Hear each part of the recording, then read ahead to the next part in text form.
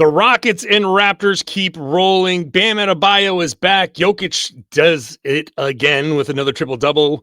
And the Bulls beat the buzzer. We're covering every game right now on Locked On NBA Game Night. When that final buzzer rings, you know it's time for Locked On NBA Game Night. All the post-game reactions to every game across the league, every single night, with insights only the hosts at Locked On can provide. It's the true NBA fans' one stop for all the action. Every game, every night. It's Locked On NBA Game Night. Tipping off now. Oh, yeah. Big, busy night in the NBA, and we're here to cover it all for you with Tony East. There he is from Locked On Pacers. I'm John Karalis from Locked On Celtics, here for Game Night, which is every game, every night, 7 days a week. Show's free. It's available everywhere. It's on YouTube. Same feed as Locked On NBA, where you get your daily debate show style big topics. Tony, are you ready to cover an extraordinary night in the NBA? Always am. It's always a crazy night when the Chicago Bulls play, and it's always a crazy night when Nikola Jokic plays. And the Pacers won a second game, so I got to see a win for once. Oh, this is great. This is special. Today's show is brought to you by FanDuel. New customers, you bet $5. If you win, you get 300 in bonus bets. To use across the app, head over to FanDuel.com to get started. Let us start with the Rockets and the Cavs. 5 straight wins for the Houston Rockets. They were led by Alperen Şengün, 28 points, 11 rebounds, 7 assists. The Rockets led by 22, but the Cavs, they made it close. Let's go over to Danny Cunningham for his take from Locked On Cavs. Danny Cunningham here at Rocket Arena after the Cavs lose to the Houston Rockets 114-104. Let's talk about this one for 94 feet. The Cavs had what was their worst offensive half of the season to open up this game. They only scored 40 points in the first half. They were shooting the ball terribly beyond the arc, also awful at the free throw line. Those things really didn't change a whole lot throughout the game. Thought in the second half, the Cavs were much better. They outscored the Rockets by 13 points in the third quarter to make this a game. They were able to get it ultimately as close as within one in the fourth quarter after Donovan Mitchell came alive. He hit a few threes, but Houston, for the most part, blitzed Mitchell on Wednesday night in this game. And with no Darius Garland, with no Max Strus, with no Sam Merrill, the Cavs are shorthanded, I think is fair to say, and they really felt it offensively in this game. Now, the Cavs, I do think, did some good things. Thought their defensive activity in that third quarter was fantastic. I think they're discovering some good things about some younger guys that can help when this team's back to full strength, but ultimately, the Cavs need that. They need to get back to full strength. They play again on Friday. Maybe Darius Garland's going to play. It sounds like Jalen Tyson should be back for that one. Sam Merrill, we're not sure yet, but this is a team that I think needs reinforcements, and they might be on the way on Friday. I'll talk to you after that game. Well, they need the reinforcements, but the Houston Rockets have it going. Alperen Şengün, the first player in Rockets history with 25 points, 10 rebounds, and 5 assists in 3 straight games. That's something only Jokic and Giannis have done. Şengün just destroyed the reigning defensive player of the year, Evan Mobley, in this game.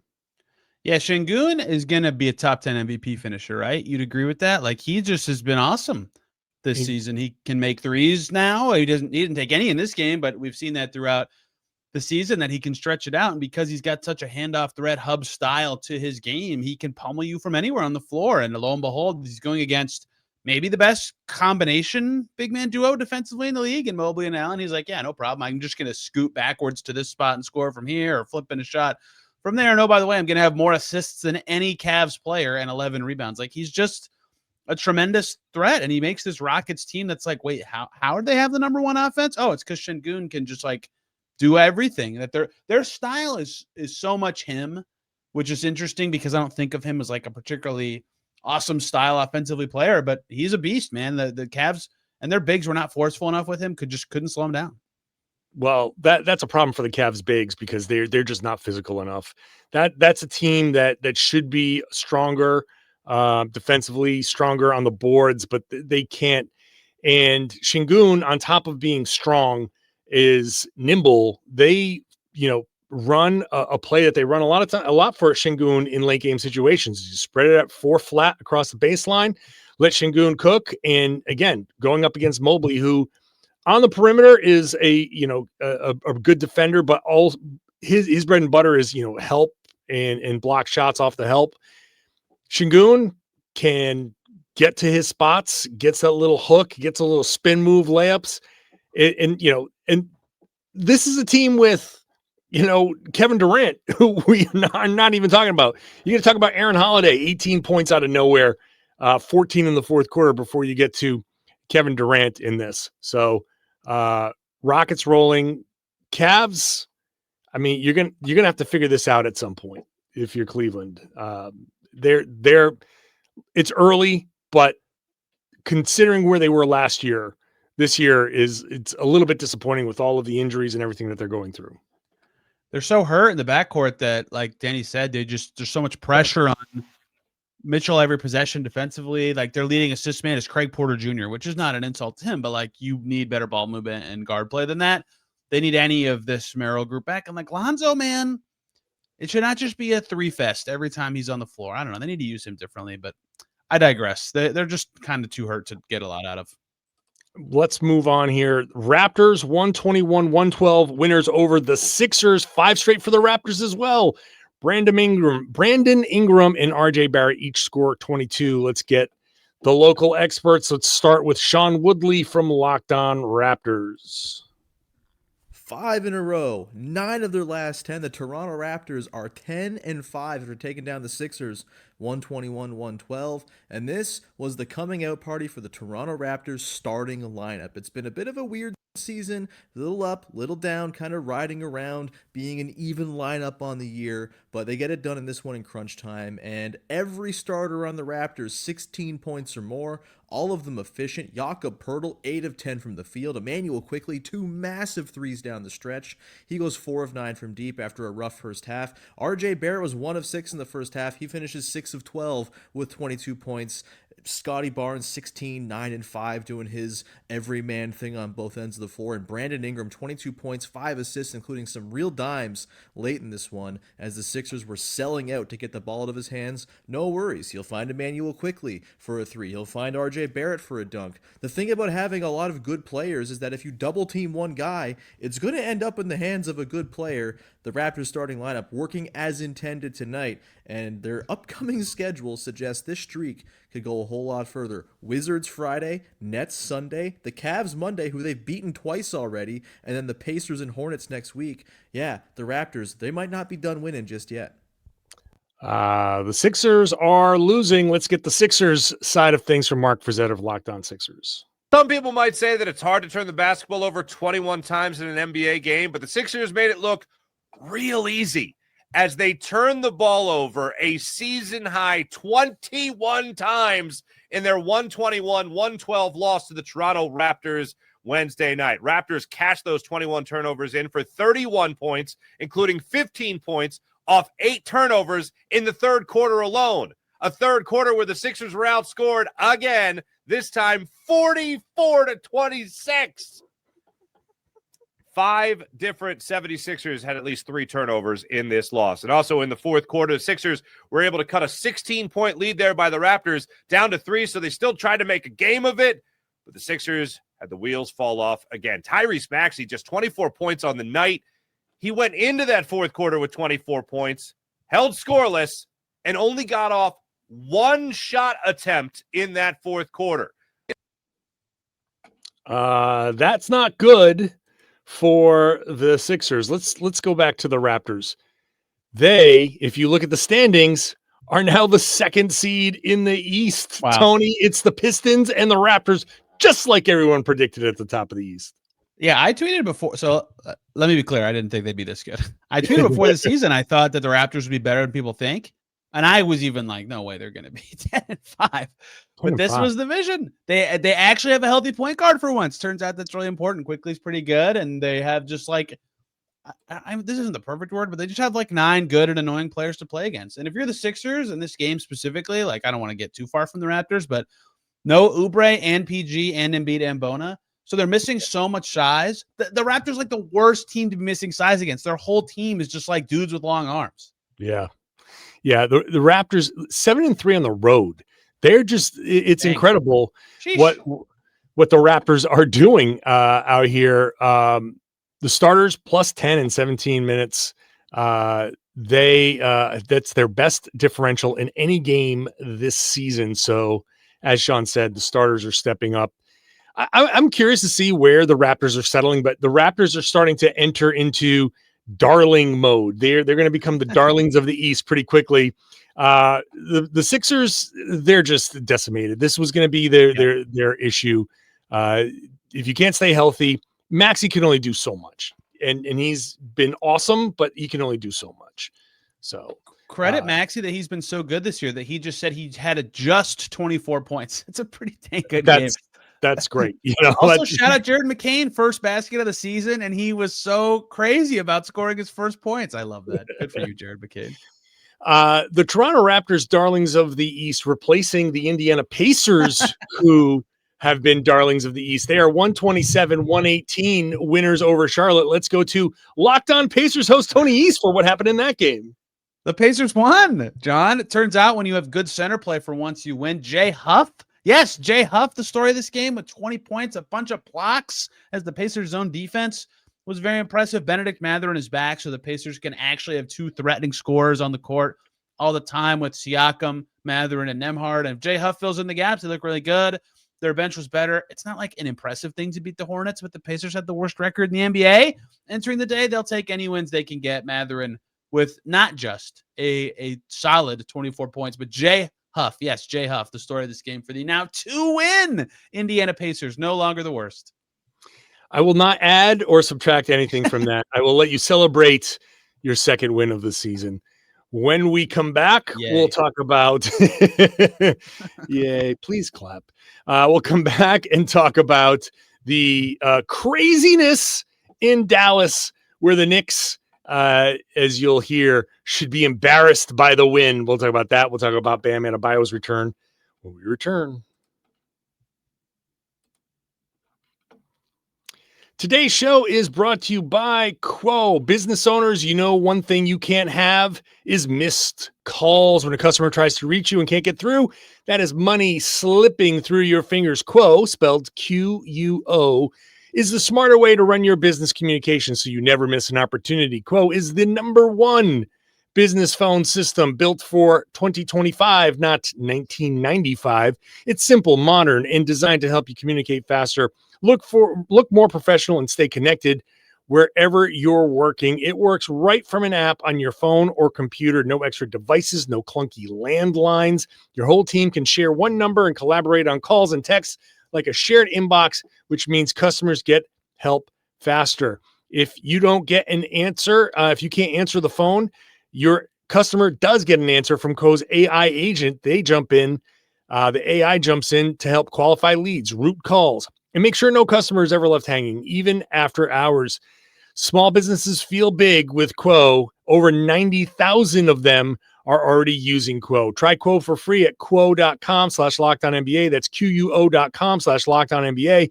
And yeah, you can even keep your existing number. Quo, no missed calls, no missed customers. Today's show is also brought to you by Rougiette. We're not here to make excuses, even though we've heard them all before. It's just stress. I'm tired. It happens to everyone sometimes. But when it comes to performance, sometimes your body just needs a little extra support. That's where Rougiette comes in. Rougiette.com offers fast-acting, doctor-prescribed treatments for ED, designed to help you stop making excuses and start making moves. Rougiette makes it easy to get started. You connect with a board-certified doctor, all completely online, no awkward waiting rooms, no in-person appointments. If you get a prescription, your treatment is shipped discreetly and right to your door. Simple, fast, private, all handled by real doctors, so you get that confidence, connection, and you get back to the moments that matter. Visit Rougiette.com, RUGIET.com/LockedOnNBA. You get 15% off your first order. RUGIET.com/LockedOnNBA. Got to use that code LockedOnNBA so they know we sent you. Rougiette, stop making excuses. Start making moves. Thank you for checking out Locked On NBA Game Night here on the number one sports podcast. We're #1 sports podcast network on the planet. And that's because you, everydayers who are with us Monday through Friday, checking out this show, checking out the local hosts on our shows, check out Locked On Celtics, Locked On Pacers, if you want to get more on our teams, or maybe Locked On Knicks or Locked On Mavs. Jalen Brunson was back. He scored 28, but the Knicks missed a ton of free throws. Dallas thought they had it, but they lose their fourth game in the final seconds. Let's go to Nick Angstead from Locked On Mavs for his take. The Knicks should be embarrassed by that game they just played against the quote-unquote Dallas Mavericks. No Cooper Flag, no Anthony Davis, no Kyrie Irving. Whole bunch of Mavericks out. The Mavs fought like hell in that entire game. They really did. They went out there, PJ Washington, Najee Marshall, D'Angelo Russell, Derek Lively, Daniel Gafford, all of them just fought during this game. The Mavs 16 of 44 on threes, which is what kept them in this one. The Mavs offense was not good, but not terrible like it has been in the past. And the Mavs may have gotten robbed at the end of this game, because down the stretch in this one, it was back and forth. Mavs were getting fouled. Mavs were going to the free throw line. 65 total free throws in this game. And the Knicks missed 2 free throws from Landry Shamet with 19 seconds left. 2 free throws from Mitchell Robinson with 6 seconds left. And then PJ Washington makes 2 free throws. It's a one-point game. It's a one-point game. Brunson misses a free throw, and so it's just a 2-point game. Brandon Williams goes on to the other end and drives to the rim, and they call him for a hooking foul in the final 3 seconds of the game. I know was just a two-way player last year. I know he's not going to get the superstar calls, but to call a hooking foul in the final 3 seconds of the game where... Well, that was fun. The final play, that the question was on that final play, did he get bumped first and then hook? The last 2-minute report's going to be interesting. But that either way, horrible execution by the New York Knicks, who missed all of those free throws. Yeah, good Lord. And gave the Mavs an opportunity there. Just feels like the Knicks came in and thought, oh, no Cooper Flag, no Anthony Davis. They're already bad, and now they're worse. So we're going to just kind of do whatever. And they just kept giving the Mavs life. D'Angelo Russell, 23 points, 23 for Najee Marshall. Best case scenario for the Mavs. You go out there, you play hard, you give the fans something to enjoy, and you lose. And you got to go practice your missed on purpose free throws, apparently, if you're the Mavs. Come on, PJ Washington. Listen, these are elite basketball players.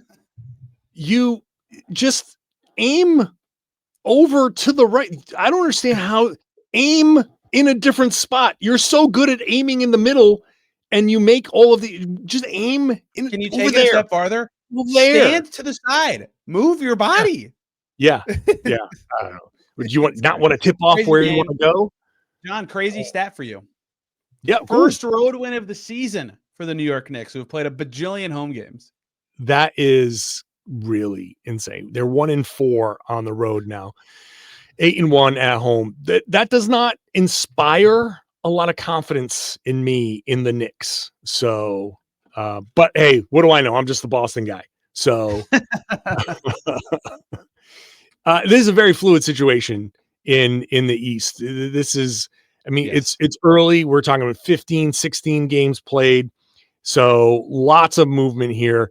So the Knicks are currently third. They are tied, but ahead percentage points, ahead of Cleveland.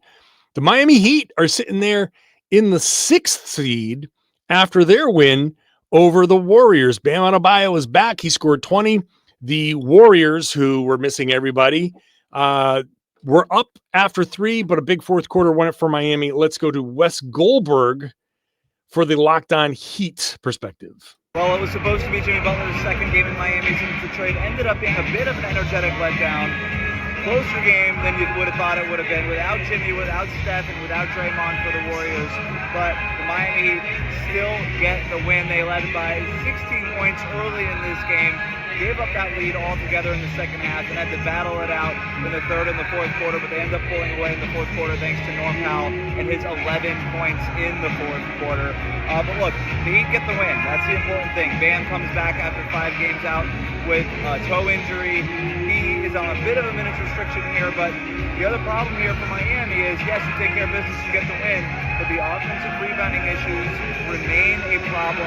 20-second chance points for an undersized Golden State Warriors team. We have to clean that up going forward. So I think the pace of play is kind of masking a lot of things for the Miami Heat. Like, they're up and down, and they are getting their, they're getting some wins here. They're still 9-6. And their point differential plus 3.8. That's okay. I just think that, like Wes said, the rebounding, their shooting percentage, they're just, it's just okay right now. So I don't know where Miami's going to end up this year. I don't think people expect much from the Miami Heat. So this is kind of how they have to play. They have to play up and down, but I do think it's masking some bigger issues. Yeah, this game was supposed to be supercharged for them. I'm really bummed there was no Jimmy in Miami. I mean, this was the only one for the year. We don't get it. Yeah, I think it's just, Jimmy's. With the Heat offense, like, I'm not saying I know anything about basketball. I'm not even saying conventional wisdom has to be the best thing. It's like, there's a reason teams set screens. It's so, and like the Grizzlies last year, it's so weird that they're like, we just don't want to do this. And it's working. Yeah. You just scoring a bunch. Like, what do I know? It's just like, they are helpful sometimes. I feel weird that we're picking on them after a win. The Warriors started nobody important. Like, their lineup is gross. The Heat are just like, is Norm Powell just going to make everything forever? Maybe it'll be fine. I don't know. I agree with you that there's just something with them that I'm like, I don't quite get it. This is, I'm not going to call it a gimmick offense, but it's something you do when you don't have the horses to run your pick and roll type stuff and to mix some of that stuff in there. So it is what it is. I don't think that's how they're going to run their stuff forever, but I don't think they have many other choices. One other game here in this segment, the Oklahoma City Thunder, 113-99 winners over the Sacramento Kings. Shai Gilgeous-Alexander was awesome, 33 points on 12 of 24 shooting, a huge, loud MVP chance for him. Again, the Sacramento Kings, same old story. Russell Westbrook had another 11 rebounds, but 21 points for Dennis Schroeder. The Kings are a mess. There's really not much to say about this game. Very good team. They're so depressing. It's unbelievable. It's really, it's sad. It really is sad. And we'll get to the New Orleans Pelicans. The Pelicans might be on an upswing. The Kings might end up being at the bottom and being the most embarrassing team in the league. So Thunder 15-1. Yay, they're awesome. We'll come back. We'll talk about that Pels game because Jokic did it again, and he wasn't even the best player in the game. Well, he probably was, but there's another name to get to. I can't even really pretend there. Today's show is brought to you by Skims. I am wearing Skims right now, and I'll show you. No, not a good idea. Trust me, I am wearing the Skims right now because I love them. I love the way they fit. Guys, we are grown men. We do not have to go to like the big box superstores and buy our underwear in bulk. We are better than that. Skims feel good. They fit right. They stay put. There's no slipping. There's no sagging, no adjusting. When you go to the gym, we all know what we're doing. We look around and we're like, oh, I got to go fix myself because you're constantly up and down off the bench and on and off these different machines. No, these Skims, they don't ride up. They don't lose their shape. They hit exactly where they're supposed to hit on the thigh. My favorite, the stretch 5-inch boxer brief. It's great. It feels comfortable. And you just, forget that you're wearing. They were so comfortable. They're great. I didn't expect underwear to be a game changer. My wife turned me on to the Skims. She's a big Skims. She's been buying them forever. So when she heard that they were making them for men, she was excited. And now I know why. You can shop Skims Men's at skims.com. When you place your order, choose podcast in their post-purchase survey. Select this show from the drop-down menu so they know we sent you. That really, really helps the podcast. So go do that at skims.com. Plus, the Skims holiday shop is open. So if you want to get the perfect gift right now, Skims has you covered. Today's show is also brought to you by FanDuel. New customers, go ahead and make that $5 bet on the NBA, on the NFL, doesn't matter. Place your first $5 bet, even if you miss the start of the action and you want to ride the hot hand. They've got live bets on everything. Who's going to score next? Who's making the fourth quarter comeback? Combine them into a same game parlay if you want. You get a shot at a bigger payout. But if that first $5 bet hits, you get $300 in bonus bets. So it makes every game exciting, especially if your team's the one that's making that late push. So go ahead and go to FanDuel.com, sign up. When you sign up, they're going to ask you to set your budget, set your limit. Do that. Please do that so you can gamble responsibly. Only bet what you can afford to lose. If you hit a cold streak, come back when you can replenish it, and then you can start up again. Have some fun. It's your money. You can do what you want with it. Place that first $5 bet if you're a new customer, and if you win, you get $300 in bonus bets at FanDuel.com, official sports betting partner of the NBA. All right, wrapping up this big night here on the number one sports podcast network on the planet. We're number one. Bulls, Blazers, 122. Bulls win 122-121 on a Nikola Vučević three-pointer. Blazers lose on a three-point buzzer beater for the second time in 10 days, Tony.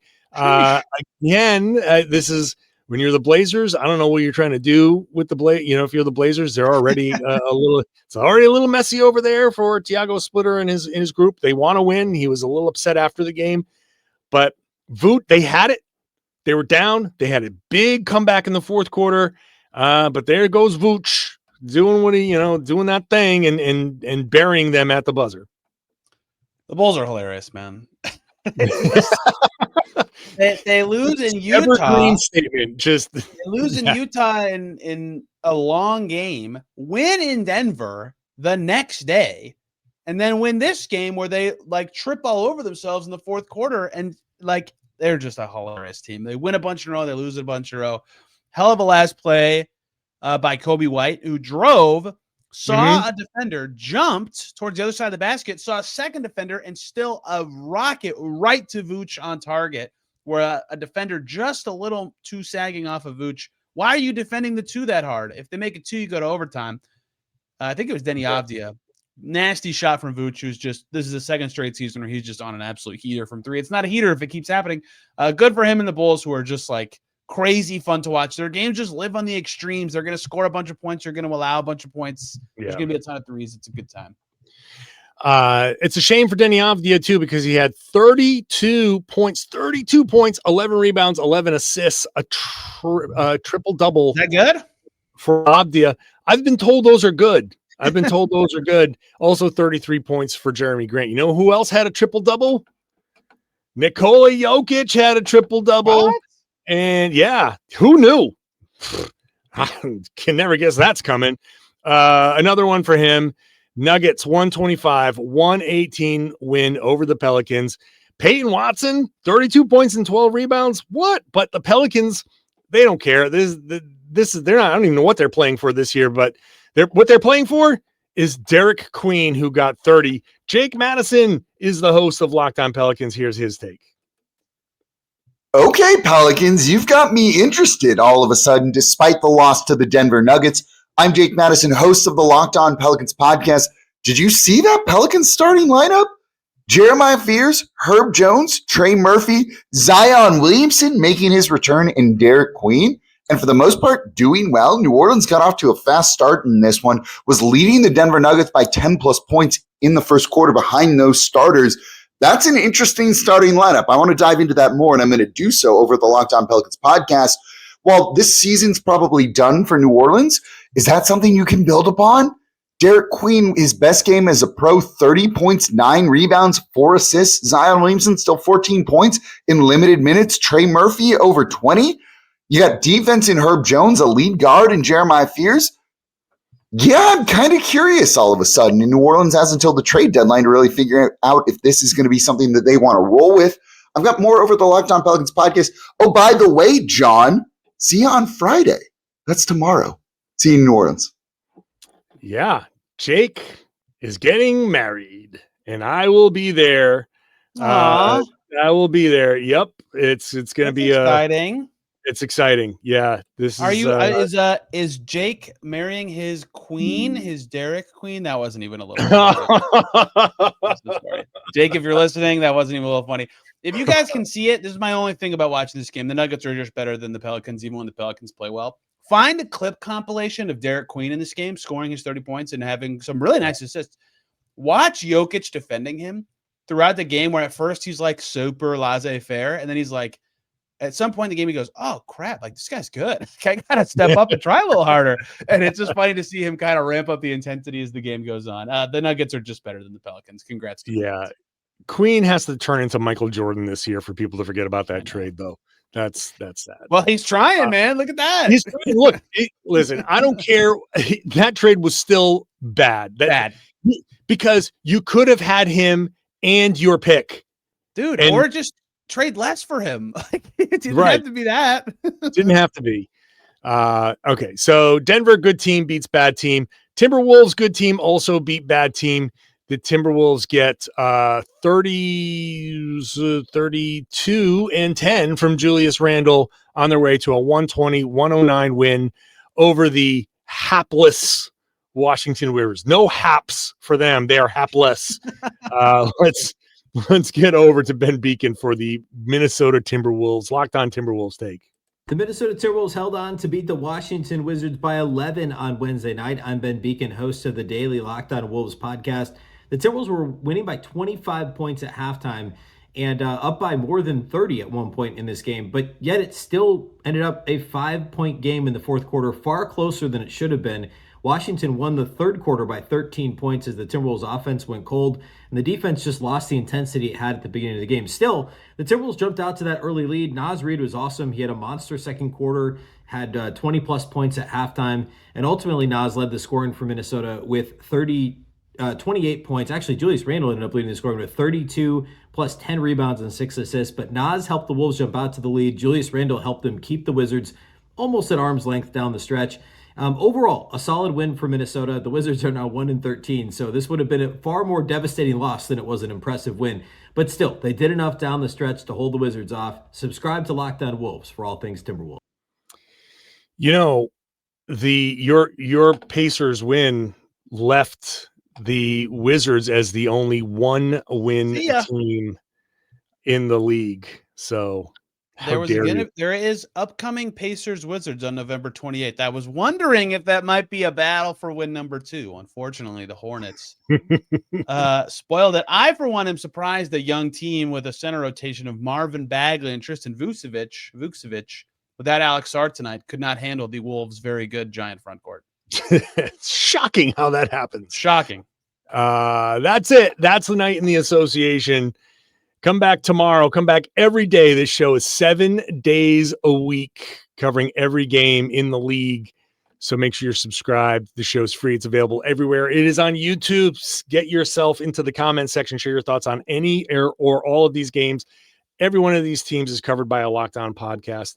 Tony, always fun podcasting with you, buddy. Thanks everybody for listening, for watching the Locked On NBA Game Night podcast here on the Locked On Podcast Network, your team every day.